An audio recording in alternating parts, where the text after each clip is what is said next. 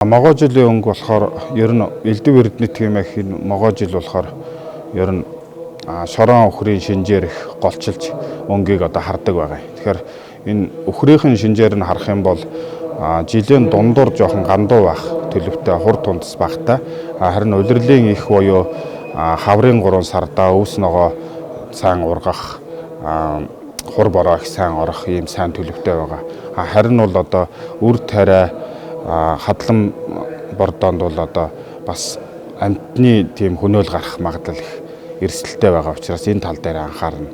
Ард олон нийгмийн байдлыг харуулдаг өхөр хариулаачийн шинжийг харахад бол уг нь ард олонд их ээлтэй сайн ийм жил байгаа.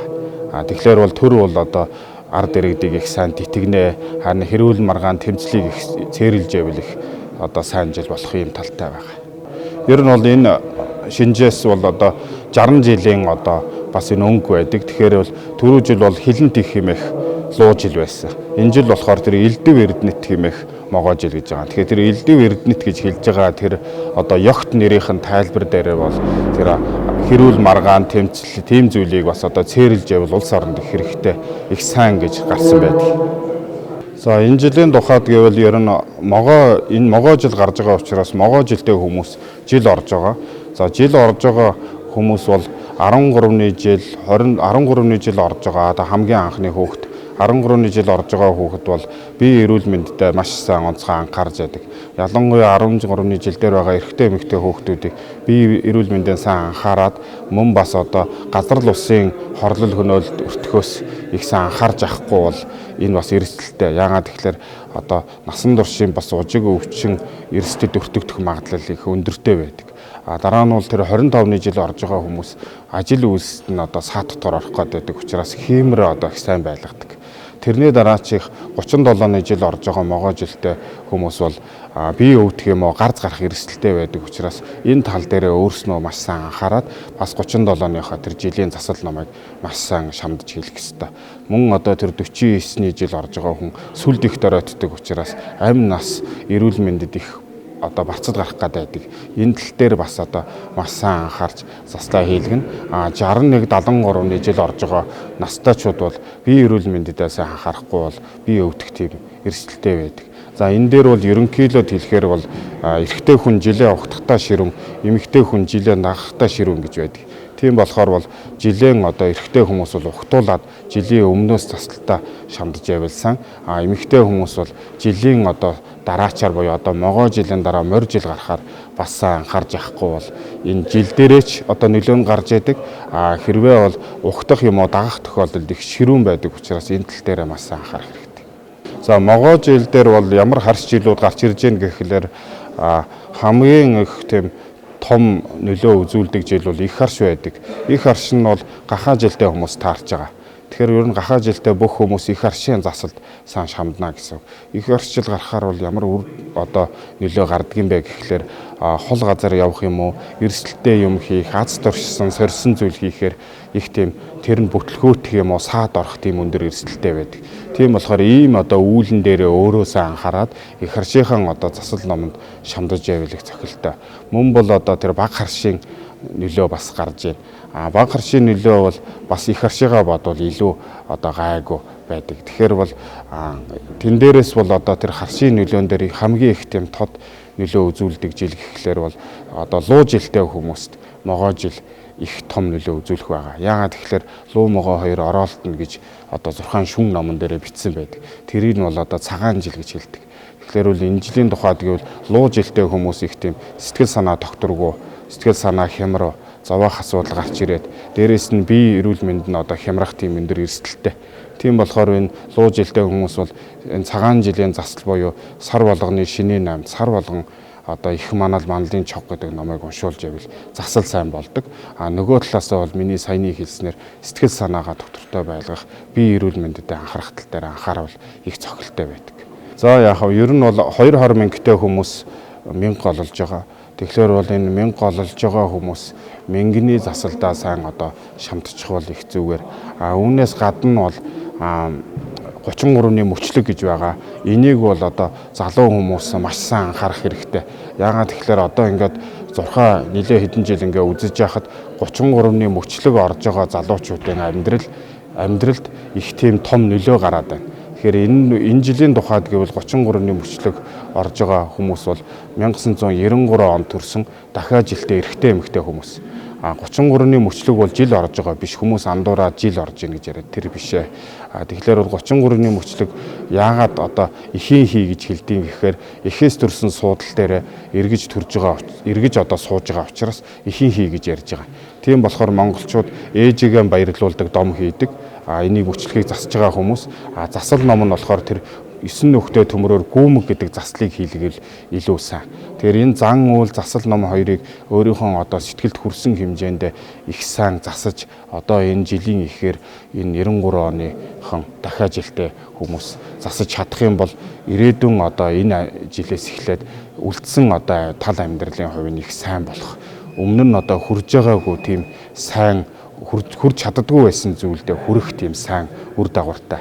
Харин бол энийг тоохгүй явах юм уу, застаа хийлэхгүй байх, дутуу хагас хийлгэх юм бол тухайн одоо жилдээ багтаад амьдралд нь ямар нэгэн бацц цаад гараад байгааг бас зурхаа дээр ингээ ажиглаж байгаа.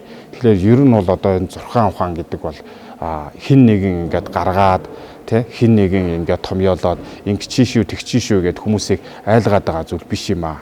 Энэ бол ямар зүйл юм гэхлээр гариг иргэсийн нөлөө хэдэн мянган жилийн энэ өмнөөс гариг иргэсийн нөлөөллийг хүн одоо амьтан ургамал энэ байгаль дэлхийд нөлөөлдөг нөлөөллийг гаргаж ирдэг энэ ухааныг бол зурхаан ухаан гэж байгаа. Тэгэхээр энэ тооцооллыг бол тооцоолоод энийг нарийн одоо ингээд гаргаж байгаа байдлаар бол энэ зурхаан ухааныг тооцоолж байгаа. Тэгэхээр бол энэ зарим хүмүүс одоо ярьж яадаг би одоо застаа хийлгээгүй ингээд олон жил явсан ч гэдэг ч юм уу тэр хүн бол бас байж болно. Яагаад гэвэл энэ ертөнц бол өөрөө шалтгаан нөхцөлийн ертөнц юм. Тэгэхээр альва зүйл нөхцөлдөж одоо болдог учраас муу зүйлч тэр сайн зүйлч тэр нөхцөлдөж л одоо болдог. Тийм болохоор бол тэр хэрвээ одоо муу зүйл болох байсан зүйлийг хэрвээ заслаа хийлгэсэн байхад тэр нөхцөл нь бүрдэхгүй болохгүй байх магадлал их өндөртэй гэсэн үг. Хэрвээ бол заслаа хийлгээгүй явж исэн ч гэсэн хүн зовлон жаргалыг эдлээд явж болно. Тэр бол тухайн хүний бас үйл байгаа.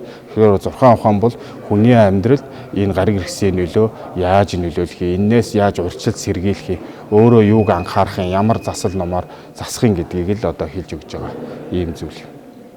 Ер нь бол одоо яг манай энэ Монгол төгс буянтын зурхаа бол одоо нарны тоолол, сарны тоол хоёрыг яг байгаль иргэсийнх нь одоо байгалийн од гариг энэ иргэсийнх нь дагуу одоо явдаг одоо зурхаа байгаа.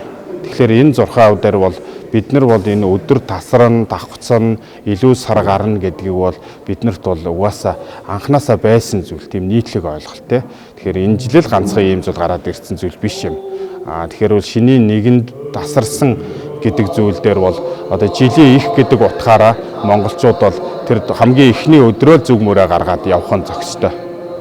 Энэ дээр бол одоо маргах зүйл бол байхгүй.